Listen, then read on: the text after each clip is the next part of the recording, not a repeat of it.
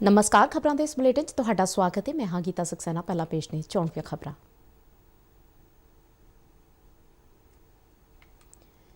प्रधानमंत्री नरेंद्र मोदी ਵੱਲੋਂ उत्तर प्रदेश के गोरखपुर ਵਿੱਚ ਚੌਰੀ ਚੌਰਾ ਸ਼ਤਾਬਦੀ ਸਮਾਗਮਾਂ ਦੀ ਵਰਚੁਅਲ ਸ਼ੁਰੂਆਤ। संसद ਵਿੱਚ ਰਾਸ਼ਟਰਪਤੀ ਦੇ ਭਾਸ਼ਣ ਤੇ ਧੰਨਵਾਦ ਮਤੇ ਤੇ ਬਹਿਸ ਦੌਰਾਨ ਅੱਜ ਵੀ ਵਿਰੋਧੀ ਪਾਰਟੀਆਂ ਵੱਲੋਂ ਰੌਲਾ ਰੱਪਾ ਜਾਰੀ ਰਿਹਾ। ਰਾਜ ਸਭਾ ਵਿੱਚ ਧੰਨਵਾਦ ਮਤੇ ਤੇ ਬਹਿਸ ਭਲਕੇ ਵੀ ਜਾਰੀ ਰਹੇਗੀ।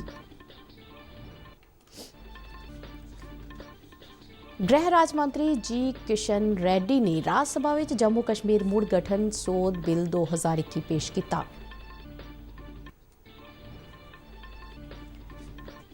भारत ने किसान अंदोलन बारे कुछ मनिया परमनिया विदेशी शख्सियतां दे बयानां नूं खारिज करदिआं इस नूं गैर जिम्मेदाराना अते गलत करार दिता।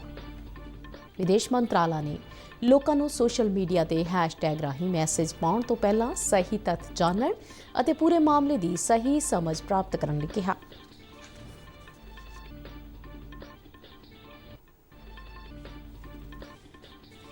विश्व कैंसर दिवस मौके पुष्पा गुजराल साइंस सिटी में एक वैबीनार करवाया गया।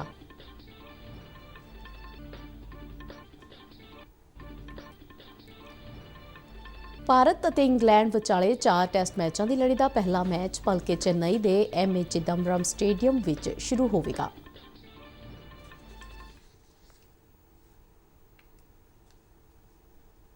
ते हुण खबरां विस्तार नाल।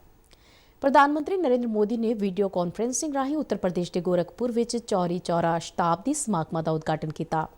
इस मौके उन्हें एक डाक टिकट भी जारी की। साल भर चलन वाले इन्हां समागमां की शुरुआत मौके सूबे के मुख्य मंत्री योगी आदित्यनाथ और राज्यपाल आनंदीबेन पटेल भी मौजूद सन। सरकार वालों चौरी चौरा कांड के शहीदों के स्मारकों का मुड़ निर्माण किया जाएगा ताकि वड्डी गिणती में सैलानी इत्थे आके देश के गुमनाम इतिहास बारे जानकारी हासिल कर सकन। समागम दौरान बोलदे प्रधानमंत्री ने कहा कि देश जदों अपनी आज़ादी के 75वें साल च दाखिल हो रहा है, अजिहे समय च इस तरह के समागम होना इसकी सार्थकता नूं होर वधा दिंदे है। उन्हें कहा कि चौरी चौरा शताब्दी के इन्हां समागमां नूं इस इलाके की कला सभ्याचार और आत्म निर्भरता नाल जोड़न का यतन किया जाएगा। अजिहे उपराले ही साडे आज़ादी घुलाटियां लई सच्ची श्रद्धांजलि साबित होणगे। प्रधानमंत्री श्री नरेंद्र मोदी ने कहा कि एकजुट होकर लड़न की ताकत नाल आज़ादी तो पहला देश ने गुलामी दीआं जंजीरां नूं तोड़िया सी। हुण भारत की यह ताकत दुनिया नूं देश के आत्मनिर्भर ढांचे का प्रदर्शन करेगी। उन्होंने इस गल ते खुशी प्रगटाई कि इस पूरे समागम दौरान स्कूली विद्यार्थियों ते नौजवानों नूं वख-वख मुकाबलियां राहीं इस मुहिम नाल जोड़िया जा रहा है। देश की तरक्की विच खेती खेतर के योगदान नूं अहम दसदिआं प्रधानमंत्री मोदी ने कहा कि केंद्र सरकार वालों मंडियां नूं मजबूत बनाउण लई कई कदम चुके गए हैं। इस दे नाल पेंडू खेतर लई बुनियादी ढांचा फंड च भी चंगा वाधा किया गया है।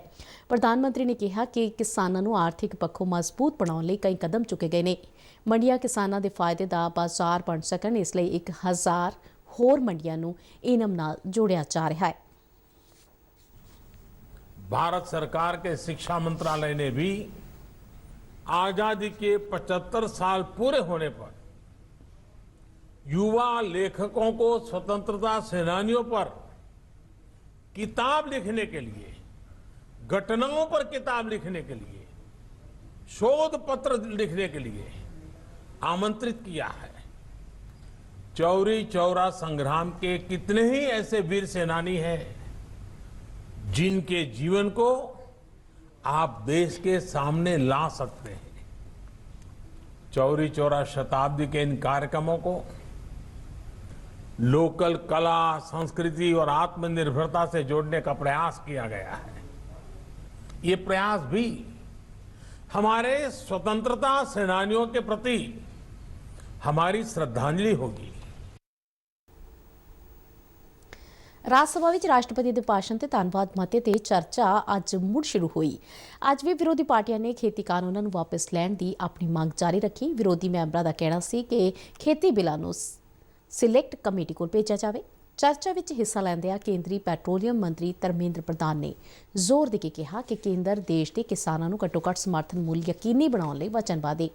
उन्होंने विरोधी धिरां नूं पुछया कि उन्होंने पार्टी ने अपने राज के 60 सालों दौरान घट्टो घट्ट समर्थन मुल नूं कानून विच शामिल करने की इच्छा क्यों नहीं जताई। ਧਰਮੇਂਦਰ ਪ੍ਰਧਾਨ ਨੇ ਕਿਹਾ ਕਿ ਨਰਿੰਦਰ ਮੋਦੀ ਦੀ ਅਗਵਾਈ ਵਾਲੀ ਸਰਕਾਰ ਨੇ ਸਵਾਮੀਨਾਥਨ ਕਮਿਸ਼ਨ ਦੀਆਂ ਸਿਫਾਰਸ਼ਾਂ ਲਾਗੂ ਕੀਤੀਆਂ। ਉਨ੍ਹਾਂ ਕਿਹਾ ਕਿ ਕੇਂਦਰ ਨੇ ਕਿਸਾਨਾਂ ਨੂੰ ਫਸਲਾਂ ਦੀ ਲਾਗਤ ਦਾ 1.5 ਗੁਣਾ ਘੱਟੋ-ਘੱਟ ਸਮਰਥਨ ਮੁੱਲ ਦਿੱਤੇ ਜਾਣ ਨੂੰ ਯਕੀਨੀ ਬਣਾਉਣ ਲਈ ਅਸਰਦਾਰ ਢੰਗ ਨਾਲ ਸਾਰੇ ਕਦਮ ਚੁੱਕੇ। ਉਨ੍ਹਾਂ ਕਿਹਾ ਕਿ ਐਨਡੀਏ ਸਰਕਾਰ ਨੇ 1 ਸਾਲ ਵਿੱਚ ਕਿਸਾਨਾਂ ਨੂੰ ਐਮਐਸਪੀ ਹੇਠ 2,60,000 ਕਰੋੜ ਰੁਪਏ ਤੋਂ ਵੱਧ ਦੀ ਰਕਮ ਅਦਾ ਕੀਤੀ, ਜਦਕਿ ਯੂਪੀ ਦੇ ਸ਼ਾਸਨਕਾਲ ਦੌਰਾਨ ਸਿਰਫ 92,000 ਕਰੋੜ ਰੁਪਏ ਹੀ ਐਮਐਸਪੀ ਦੇ ਰੂਪ ਦੇ ਵਿੱਚ ਕਿਸਾਨਾਂ ਨੂੰ ਅਦਾ ਕੀਤੇ ਗਏ। ਧਰਮੇਂਦਰ ਪ੍ਰਧਾਨ ਨੇ ਕਿਹਾ ਕਿ ਸਰਕਾਰ ਦੇ ਪ੍ਰਗਤੀਸ਼ੀਲ ਸੁਧਾਰਾਂ ਦਾ ਕੇਂਦਰ ਬਿੰਦੂ ਗਰੀਬ ਅਤੇ ਲੋੜਵੰਦ ਜਨਤਾ ਹੈ। ਉਨ੍ਹਾਂ ਕਿਹਾ ਕਿ ਕੇਂਦਰ ਸਰਕਾਰ ਦੇ ਫੈਸਲਾਕੁੰਨ ਅਤੇ ਸਮਾਬੱਧ ਕਦਮਾਂ ਕਾਰਨ ਸਬਕਾ ਸਾਥ ਸਬਕਾ ਵਿਕਾਸ ਨੂੰ ਯਕੀਨੀ ਬਣਾਇਆ ਜਾ ਸਕਿਆ ਹੈ। ਧਰਮੇਂਦਰ ਪ੍ਰਧਾਨ ਨੇ ਅੱਗੇ ਕਿਹਾ ਕਿ ਪਿਛਲੇ ਸਾਲਾਂ ਦੌਰਾਨ ਵਿਸ਼ਵ ਪੱਧਰ ਤੇ ਭਾਰਤ ਦੇ ਰੁਤਬੇ ਵਿੱਚ ਵੱਡਾ ਉਭਾਰ ਆਇਆ ਹੈ। हम लोगों ने 1000 दिनों में भारत के 6 लाख गांव में इंटरनेट पहुंचाने के लिए हम लोगों ने जिम्मेवारी लिया है। बीमा योजना, प्रधानमंत्री किसान सम्मान निधि योजना, मित्रों ने पिछले दिनों में शासन चलाई, 10 साल में 70,000 करोड़ रुपया देके किसान हितैषी का बिला लेके घूम रहे हैं। मेरे प्रधानमंत्री तो सालाना 70,000 करोड़ रुपया किसान के खाते में डीबीटी कर रहे हैं। ਸਾਬਕਾ ਪ੍ਰਧਾਨ ਮੰਤਰੀ ਅਤੇ ਜੇਡੀਐਸ ਦੇ ਮੈਂਬਰ ਐਚਡੀ ਦੇਵਗੌੜਾ ਨੇ ਵੀ ਕਿਸਾਨਾਂ ਦੀਆਂ ਤਕਲੀਫਾਂ ਦਾ ਮੁੱਦਾ ਚੁੱਕਿਆ। ਉਨ੍ਹਾਂ ਇਲਜ਼ਾਮ ਲਗਾਇਆ ਕਿ ਕੁਝ ਗੈਰ ਸਮਾਜੀ ਤੱਤਾਂ ਨੇ ਕਿਸਾਨ ਅੰਦੋਲਨ ਨੂੰ ਬਦਨਾਮ ਕੀਤਾ। ਉਨ੍ਹਾਂ ਮੰਗ ਕੀਤੀ ਕਿ ਕਿਸਾਨਾਂ ਦੇ ਮੁੱਦਿਆਂ ਨੂੰ ਸਾਰੇ ਹੀ ਹਿੱਤਧਾਰਕਾਂ ਨਾਲ ਗੱਲਬਾਤ ਕਰਕੇ ਸ਼ਾਂਤਮਈ ਢੰਗ ਨਾਲ ਹੱਲ ਕੀਤਾ ਜਾਵੇ। ਇਸ ਤੋਂ ਪਹਿਲਾਂ ਭਾਜਪਾ ਦੇ ਮੈਂਬਰ ਜੋਤਿਰਾਦਿੱਤਿਆ ਸਿੰਧਿਆ ਨੇ ਦੇਸ਼ ਵਿੱਚ ਕੋਵਿਡ ਮਹਾਮਾਰੀ ਨਾਲ ਨਜਿੱਠਣ ਲਈ ਕੇਂਦਰ ਵੱਲੋਂ ਕੀਤੇ ਗਏ ਯਤਨਾਂ ਦੀ ਸ਼ਲਾਘਾ ਕੀਤੀ। ਉਨ੍ਹਾਂ ਕਿਹਾ ਕਿ ਪ੍ਰਧਾਨ ਮੰਤਰੀ ਨਰਿੰਦਰ ਮੋਦੀ ਦੀ ਅਗਵਾਈ ਵਿੱਚ ਭਾਰਤ ਮਹਾਮਾਰੀ ਚੋਂ ਸਫਲਤਾਪੂਰਵਕ ਨਿਕਲਿਆ ਹੈ। ਕੇਂਦਰ ਦੀ ਐਨਡੀਏ ਸਰਕਾਰ ਵੱਲੋਂ ਲਿਆਂਦੇ ਗਏ ਵੱਖ-ਵੱਖ ਸੁਧਾਰਾਂ ਦਾ ਜ਼ਿਕਰ ਕਰਦਿਆਂ ਸਿੰਧਿਆ ਨੇ ਕਿਹਾ ਕਿ 3 ਨਵੇਂ ਖੇਤੀ ਕਾਨੂੰਨ ਖੇਤੀ ਸੈਕਟਰ ਵਿੱਚ ਕ੍ਰਾਂਤੀਕਾਰੀ ਤਬਦੀਲੀਆਂ ਲਿਆਉਣਗੇ, ਜਿਸ ਨਾਲ ਕਿਸਾਨਾਂ ਦੀ ਆਮਦਨ ਨੂੰ ਯਕੀਨੀ ਬਣਾਇਆ ਜਾ ਸਕੇਗਾ। ਉਨ੍ਹਾਂ ਵਿਰੋਧੀ ਪਾਰਟੀਆਂ ਤੇ ਖੇਤੀ ਕਾਨੂੰਨਾਂ ਦੇ ਮੁੱਦੇ ਦੇ ਦੋਹਰੇ ਮਾਪਦੰਡ ਦਾ ਇਲਜ਼ਾਮ ਲਗਾਇਆ। बेड़ियों में जकड़ा गया है, उन बेड़ियों को तोड़कर किसान को विकास और प्रगति के रास्ते पर प्रशस्त करना, ये एनडीए सरकार प्रधानमंत्री जी के नेतृत्व में हमारा संकल्प है। ਕਾਂਗਰਸੀ ਮੈਂਬਰ ਦਿਗਵਿਜੇ ਸਿੰਘ ਨੇ ਕਿਸਾਨਾਂ, ਮਜ਼ਦੂਰਾਂ, ਨਾਗਰਿਕ ਅਧਿਕਾਰਾਂ ਦੇ ਕਾਰਜਕਰਤਾਵਾਂ ਅਤੇ ਪੱਤਰਕਾਰਾਂ ਨੂੰ ਦੇਸ਼ ਧਰੋਹ ਦੇ ਝੂਠੇ ਮਾਮਲਿਆਂ ਵਿੱਚ ਫਸਾਉਣ ਦਾ ਇਲਜ਼ਾਮ ਲਗਾਇਆ। ਉਨ੍ਹਾਂ ਕਿਹਾ ਕਿ ਲੋਕਤੰਤਰ ਵਿੱਚ ਵੱਖਰੀ ਰਾਏ ਹੋਣਾ ਸੁਭਾਵਿਕ ਹੈ। ਉਨ੍ਹਾਂ ਕਿਹਾ ਕਿ ਸਰਕਾਰ ਨੇ ਖੇਤੀ ਕਾਨੂੰਨ ਅਤੇ ਕਿਰਤ ਕੋਡ ਸਰੋਕਾਰੀਆਂ ਨਾਲ ਬਗੈਰ ਚਰਚਾ ਦੇ ਲਾਗੂ ਕੀਤੇ। ਕਾਂਗਰਸ ਪਾਰਟੀ ਦੇ ਹੀ ਦੀਪਿੰਦਰ ਸਿੰਘ ਹੁੱਡਾ ਨੇ ਕਿਹਾ ਕਿ ਅੰਦੋਲਨ ਦੌਰਾਨ ਕਈ ਕਿਸਾਨਾਂ ਦੀਆਂ ਜਾਨਾਂ ਗਈਆਂ, ਪਰ ਸਰਕਾਰ ਨੇ ਇਸ ਪ੍ਰਤੀ ਕੋਈ ਹਮਦਰਦੀ ਨਹੀਂ ਜਤਾਈ। ਉਨ੍ਹਾਂ ਕਿਸਾਨਾਂ ਦੇ ਅੰਦੋਲਨ ਨੂੰ ਬਦਨਾਮ ਕਰਨ ਦੀ ਸਾਜ਼ਿਸ਼ਾਂ ਦਾ ਇਲਜ਼ਾਮ ਲਗਾਇਆ। ਤ੍ਰਿਣਮੂਲ ਕਾਂਗਰਸ ਦੇ ਮੈਂਬਰ ਡੈਰਕ ਓਬਰਾਇਨ ਨੇ ਤਿੰਨੋਂ ਖੇਤੀ ਕਾਨੂੰਨਾਂ ਨੂੰ ਰੱਦ ਕੀਤੇ ਜਾਣ ਦੀ ਮੰਗ ਕਰਦਿਆਂ ਕਿਹਾ ਕਿ ਸਰਕਾਰ ਨੂੰ ਚਾਹੀਦਾ ਸੀ ਕਿ ਇਹਨਾਂ ਖੇਤੀ ਬਿੱਲਾਂ ਨੂੰ ਸੰਸਦ ਵਿੱਚ ਪੇਸ਼ ਕਰਨ ਤੋਂ ਪਹਿਲਾਂ ਸਿਲੈਕਟ ਕਮੇਟੀ ਨੂੰ ਭੇਜਿਆ ਜਾਂਦਾ। ਇਸੇ ਤਰ੍ਹਾਂ ਦੀ ਡੀਐਮਕੇ ਦੇ ਐਨਆਰ ਇਲੈਂਗੋ ਨੇ ਵੀ ਖੇਤੀ ਕਾਨੂੰਨਾਂ ਨੂੰ ਵਾਪਸ ਲੈਣ ਦੀ ਮੰਗ ਕੀਤੀ। ਆਮ ਆਦਮੀ ਪਾਰਟੀ ਦੇ ਮੈਂਬਰ ਸੰਜੇ ਸਿੰਘ ਨੇ ਵੀ ਖੇਤੀ ਕਾਨੂੰਨਾਂ ਦਾ ਜ਼ੋਰਦਾਰ ਵਿਰੋਧ ਕੀਤਾ। ਉਨ੍ਹਾਂ ਕਿਹਾ ਕਿ ਖੇਤੀ ਕਾਨੂੰਨਾਂ ਨਾਲ ਜ਼ਰੂਰੀ ਵਸਤਾਂ ਦੀ ਕਾਲਾਬਾਜ਼ਾਰੀ ਵਧੇਗੀ। ਐਲਜੇਡੀ ਦੇ ਐਮਵੀ ਸ਼੍ਰੇयांस ਨੇ ਵੀ ਖੇਤੀ ਕਾਨੂੰਨਾਂ ਦਾ ਜ਼ੋਰਦਾਰ ਵਿਰੋਧ ਕੀਤਾ। ਅੱਜ ਸਦਨ ਮੁਲਤਵੀ ਹੋਣ ਤੱਕ ਚਰਚਾ ਅਜੇ ਸਮਾਪਤ ਨਹੀਂ ਹੋਈ ਸੀ। ਰਾਜ ਸਭਾ ਵੱਲੋਂ ਰਾਸ਼ਟਰਪਤੀ ਦੇ ਭਾਸ਼ਣ ਦੇ ਧੰਨਵਾਦ ਮਤੇ ਤੇ ਚਰਚਾ ਭਲਕੇ ਵੀ ਜਾਰੀ ਰਹੇਗੀ। ਗ੍ਰਹਿ ਰਾਜ ਮੰਤਰੀ ਜੀ ਕਿਸ਼ਨ ਰੈੱਡੀ ਨੇ ਅੱਜ ਰਾਜ ਸਭਾ ਵਿੱਚ ਜੰਮੂ ਕਸ਼ਮੀਰ ਮੁੜ ਗਠਨ ਸੋਧ ਬਿੱਲ 2021 ਪੇਸ਼ ਕੀਤਾ। ਇਹ ਬਿੱਲ ਜੰਮੂ ਕਸ਼ਮੀਰ ਮੁੜ ਗਠਨ ਆਰਡੀਨੈਂਸ 2021 ਦੀ ਥਾਂ ਲਵੇਗਾ। ਇਸ ਵਿੱਚ ਭਾਰਤੀ ਪ੍ਰਸ਼ਾਸਕ ਸੇਵਾ, ਭਾਰਤੀ ਪੁਲਿਸ ਸੇਵਾ ਅਤੇ ਭਾਰਤੀ ਵਣ ਸੇਵਾ ਦੇ ਸੂਬਾ ਕਾਡਰ ਦੇ ਗਠਨ ਦਾ ਪ੍ਰਸਤਾਵ ਸ਼ਾਮਿਲ ਹੈ। ਜੰਮੂ ਕਸ਼ਮੀਰ ਕਾਡਰ ਨੂੰ ਅਰੁਣਾਚਲ ਪ੍ਰਦੇਸ਼, ਗੋਆ, ਮਿਜ਼ੋਰਮ ਅਤੇ ਕੇਂਦਰ ਸ਼ਾਸਤ ਪ੍ਰਦੇਸ਼ ਕਾਡਰ ਨਾਲ ਜੋੜ ਦਿੱਤਾ ਗਿਆ ਹੈ, ਜਿਸ ਨੂੰ AGMUT ਕਾਡਰ ਦੇ ਨਾਂ ਨਾਲ ਜਾਣਿਆ ਜਾਵੇਗਾ। ਰਾਸ਼ਟਰਪਤੀ ਨੇ ਜੰਮੂ ਕਸ਼ਮੀਰ ਮੁੜ ਗਠਨ ਆਰਡੀਨੈਂਸ 2019 ਵਿੱਚ ਸੋਧ ਲਈ ਪਿਛਲੇ ਮਹੀਨੇ ਆਰਡੀਨੈਂਸ ਜਾਰੀ ਕੀਤੇ ਸੀ। ਭਾਰਤ ਨੇ ਕਿਸਾਨ ਅੰਦੋਲਨ ਬਾਰੇ ਕੁਝ ਮੰਨੀਆਂ ਪ੍ਰਮੰਨੀਆਂ ਵਿਦੇਸ਼ੀ ਸ਼ਖਸੀਅਤਾਂ ਦੇ ਬਿਆਨਾਂ ਨੂੰ ਖਾਰਜ ਕਰਦਿਆਂ ਕਿਹਾ ਹੈ ਕਿ ਕੁਝ ਸਵਾਰਥੀ ਤੱਤ ਵਿਰੋਧ ਦੀ ਆੜ ਦੇ ਵਿੱਚ ਆਪਣਾ ਏਜੰਡਾ ਥੋਪ ਰਹੇ ਨੇ। ਵਿਦੇਸ਼ ਮੰਤਰਾਲਾ ਵੱਲੋਂ ਜਾਰੀ ਇੱਕ ਬਿਆਨ ਵਿੱਚ ਕਿਹਾ ਗਿਆ ਹੈ ਕਿ ਮੰਨੀਆਂ ਪ੍ਰਮੰਨੀਆਂ ਸ਼ਖਸੀਅਤਾਂ ਅਤੇ ਕੁਝ ਹੋਰ ਲੋਕਾਂ ਨੂੰ ਕਿਸਾਨ ਅੰਦੋਲਨ ਨੂੰ ਲੈ ਕੇ ਸਨਸਨੀਖੇਜ਼ ਬਿਆਨਾਂ ਤੋਂ ਬਾਜ਼ ਆਉਣਾ ਚਾਹੀਦਾ ਹੈ, ਜੋ ਨਾ ਤਾਂ ਸਹੀ ਨੇ ਤੇ ਨਾ ਹੀ ਜ਼ਿੰਮੇਦਾਰਾਨਾ। ਵਿਦੇਸ਼ ਮੰਤਰਾਲਾ ਵੱਲੋਂ ਟਵਿੱਟਰ ਤੇ 2 ਹੈਸ਼ਟੈਗ ਵੀ ਸ਼ੁਰੂ ਕੀਤੇ ਗਏ ਨੇ, ਜਿਨ੍ਹਾਂ ਵਿੱਚ #IndiaTogether ਅਤੇ #IndiaAgainstPropaganda। ਬਿਆਨ ਦੇ ਵਿੱਚ ਕਿਹਾ ਗਿਆ ਹੈ ਕਿ ਭਾਰਤ ਵਿੱਚ ਗਣਤੰਤਰ ਦਿਵਸ ਦਾ ਸ਼ਰਮਨਾਕ ਘਟਨਾਕ੍ਰਮ ਸਾਰਿਆਂ ਦੇ ਸਾਹਮਣੇ ਹੈ। ਭਾਰਤੀ ਸੰਵਿਧਾਨ ਦੇ ਲਾਗੂ ਹੋਣ ਵਾਲੇ ਦਿਨ 26 ਜਨਵਰੀ ਦੇ ਕੌਮੀ ਸਮਾਗਮ ਦੌਰਾਨ ਰਾਜਧਾਨੀ ਵਿੱਚ ਹਿੰਸਾ ਅਤੇ ਤੋੜਫੋੜ ਕੀਤੀ ਗਈ। ਵਿਦੇਸ਼ ਮੰਤਰਾਲਾ ਨੇ ਕਿਸਾਨ ਅੰਦੋਲਨ ਬਾਰੇ ਟਿੱਪਣੀ ਕਰਨ ਵਾਲਿਆਂ ਨੂੰ ਸਲਾਹ ਦਿੱਤੀ ਕਿ ਉਹ ਇਸ ਮਾਮਲੇ ਵਿੱਚ ਬੋਲਣ ਤੋਂ ਪਹਿਲਾਂ ਤੱਥਾਂ ਦੀ ਜਾਣਕਾਰੀ ਅਤੇ ਪੂਰੇ ਮਾਮਲੇ ਦੀ ਸਹੀ ਸਮਝ ਹਾਸਲ ਕਰਨ। ਮੰਨੀਆਂ ਪਰਮੰਨੀਆਂ ਹਸਤੀਆਂ ਅਤੇ ਹੋਰ ਲੋਕਾਂ ਵੱਲੋਂ ਹੈਸ਼ਟੈਗ ਜ਼ਰੀਏ ਸੋਸ਼ਲ ਮੀਡੀਆ ਤੇ ਸਨਸਨੀਖੇਜ਼ ਗੱਲਾਂ ਨੂੰ ਪ੍ਰਚਾਰਿਤ ਕਰਨਾ ਨਾ ਤਾਂ ਤੱਥਪੂਰਨ ਹੈ ਤੇ ਨਾ ਹੀ ਜ਼ਿੰਮੇਵਾਰਾਨਾ। ਵਿਦੇਸ਼ ਮੰਤਰਾਲਾ ਨੇ ਖੇਤੀ ਕਾਨੂੰਨਾਂ ਲਈ ਅਪਣਾਈ ਗਈ ਜਮਹੂਰੀ ਪ੍ਰਣਾਲੀ ਦਾ ਵੇਰਵਾ ਦਿੰਦਿਆਂ ਕਿਹਾ ਕਿ ਦੇਸ਼ ਦੀ ਸੰਸਦ ਵਿੱਚ ਪੂਰੀ ਬਹਿਸ ਅਤੇ ਵਿਚਾਰ ਵਟਾਂਦਰੇ ਤੋਂ ਬਾਅਦ ਹੀ ਖੇਤੀ ਦੇ ਵਿੱਚ ਸੁਧਾਰਾਂ ਲਈ ਕਾਨੂੰਨ ਬਣਾਏ ਗਏ। ਇਹਨਾਂ ਸੁਧਾਰਾਂ ਦੇ ਜ਼ਰੀਏ ਕਿਸਾਨਾਂ ਨੂੰ ਵਿਸਥਾਰਤ ਪਹੁੰਚ ਅਤੇ ਜਿਣਸ ਦੀ ਵਿਕਰੀ ਦੇ ਬਦਲ ਦਿੱਤੇ ਗਏ। ਖੇਤੀ ਕਾਨੂੰਨਾਂ ਖੇਤੀ ਖੇਤਰ ਨੂੰ ਆਰਥਿਕ ਅਤੇ ਵਾਤਾਵਰਣ ਪੱਖੋਂ ਟਿਕਾਊ ਬਣਾਉਣ ਦਾ ਰਸਤਾ ਸਾਫ਼ ਕਰਦੇ ਨੇ। ਨਵੇਂ ਕਾਨੂੰਨਾਂ ਵਿਰੁੱਧ ਕਿਸਾਨ ਅੰਦੋਲਨ ਦਾ ਜ਼ਿਕਰ ਕਰਦਿਆਂ ਬਿਆਨ ਦੇ ਵਿੱਚ ਕਿਹਾ ਗਿਆ ਹੈ ਕਿ ਦੇਸ਼ ਦੇ ਕੁਝ ਹਿੱਸਿਆਂ ਵਿੱਚ ਕਿਸਾਨਾਂ ਦੇ ਇੱਕ ਬਹੁਤ ਛੋਟੇ ਹਿੱਸੇ ਨੂੰ ਖੇਤੀ ਸੁਧਾਰਾਂ ਨੂੰ ਲੈ ਕੇ ਕੁਝ ਇਤਰਾਜ਼ ਨੇ। ਕਿਸਾਨ ਅੰਦੋਲਨਕਾਰੀਆਂ ਦੀਆਂ ਭਾਵਨਾਵਾਂ ਨੂੰ ਧਿਆਨ ਵਿੱਚ ਰੱਖਦਿਆਂ ਕੇਂਦਰ ਸਰਕਾਰ ਨੇ ਕਿਸਾਨ ਨੇਤਾਵਾਂ ਨਾਲ ਗੱਲਬਾਤ ਦੀ ਪ੍ਰਕਿਰਿਆ ਸ਼ੁਰੂ ਕੀਤੀ ਸੀ ਅਤੇ ਹੁਣ ਤੱਕ ਗੱਲਬਾਤ ਦੇ 11 ਦੌਰ ਹੋ ਚੁੱਕੇ ਨੇ। ਕੇਂਦਰ ਸਰਕਾਰ ਨੇ ਇਹਨਾਂ ਕਾਨੂੰਨਾਂ ਨੂੰ ਮੁਲਤਵੀ ਰੱਖਣ ਦੀ ਪੇਸ਼ਕਸ਼ ਕੀਤੀ ਹੈ। ਖੁਦ ਪ੍ਰਧਾਨ ਮੰਤਰੀ ਨਰਿੰਦਰ ਮੋਦੀ ਨੇ ਵੀ ਸਰਕਾਰ ਦੀ ਇਸ ਪੇਸ਼ਕਸ਼ ਨੂੰ ਦੁਹਰਾਇਆ ਹੈ। ਬਿਆਨ ਦੇ ਵਿੱਚ ਕਿਹਾ ਗਿਆ ਹੈ ਕਿ ਕਿਸਾਨ ਅੰਦੋਲਨ ਅਤੇ ਵਿਰੋਧ ਪ੍ਰਦਰਸ਼ਨਾਂ ਨੂੰ ਦੇਸ਼ ਦੀ ਲੋਕਤੰਤਰੀ ਰਾਜਨੀਤੀ ਅਤੇ ਪਰੰਪਰਾ ਦੇ ਸੰਦਰਭ ਦੇ ਵਿੱਚ ਵੇਖਿਆ ਜਾਣਾ ਚਾਹੀਦਾ ਹੈ। ਇਹ ਵੀ ਧਿਆਨ ਰੱਖਣਾ ਚਾਹੀਦਾ ਹੈ ਕਿ ਅੜਿੱਕੇ ਨੂੰ ਖਤਮ ਕਰਨ ਲਈ ਸਰਕਾਰ ਅਤੇ ਕਿਸਾਨ ਸੰਗਠਨਾਂ ਵਿਚਾਲੇ ਗੱਲਬਾਤ ਰਾਹੀਂ ਕਿੰਨੇ ਕੁ ਯਤਨ ਕੀਤੇ ਗਏ ਨੇ। ਕਿਸਾਨ ਅੰਦੋਲਨ ਨਾਲ ਨਜਿੱਠਣ ਲਈ ਪੁਲਿਸ ਦੀ ਭੂਮਿਕਾ ਦਾ ਜ਼ਿਕਰ ਕਰਦਿਆਂ ਬਿਆਨ ਦੇ ਵਿੱਚ ਕਿਹਾ ਗਿਆ ਹੈ ਕਿ ਪੁਲਿਸ ਬਲ ਨੇ ਆਪਣੇ ਵੱਲੋਂ ਵੱਧ ਤੋਂ ਵੱਧ ਸੰਜਮ ਵਿਖਾਇਆ। ਸੈਂਕੜੇ ਪੁਰਸ਼ ਅਤੇ ਮਹਿਲਾ ਪੁਲਿਸ ਕਰਮੀ ਹਮਲਿਆਂ ਦਾ ਸ਼ਿਕਾਰ ਹੋਏ। ਕੁਝ ਪੁਲਿਸ ਕਰਮੀਆਂ ਤੇ ਚਾਕੂ ਛੁਰੇ ਚਲਾਏ ਗਏ ਜੋ ਗੰਭੀਰ ਰੂਪ ਦੇ ਵਿੱਚ ਜ਼ਖਮੀ ਵੀ ਹੋਏ। ਭਾਰਤ ਵਿੱਚ ਕੋਰੋਨਾ ਤੋਂ ਠੀਕ ਹੋਣ ਦੀ ਦਰ ਵਧ ਕੇ 97.13% ਤੱਕ ਪਹੁੰਚ ਗਈ ਹੈ। बीते 24 घंटे दौरान 17,824 कोरोना मरीज सेहतयाब हुए। हुण तक देश में 1,04,80,000 तो वध कोरोना मरीज सेहतयाब हो चुके हैं। केंद्रीय सेहत मंत्रालय अनुसार इस समय कोरोना के एक्टिव केसां की दर कुल पॉजिटिव केसां का सिर्फ 1.44% है।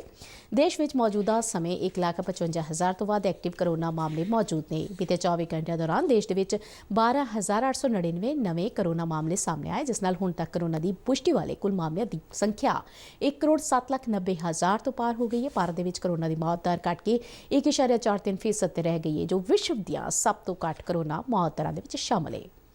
सेहत मंत्रालय ने दस्सिया कि देश में हुण तक 44,49,552 लोगों का कोरोना टीकाकरण हो चुका है।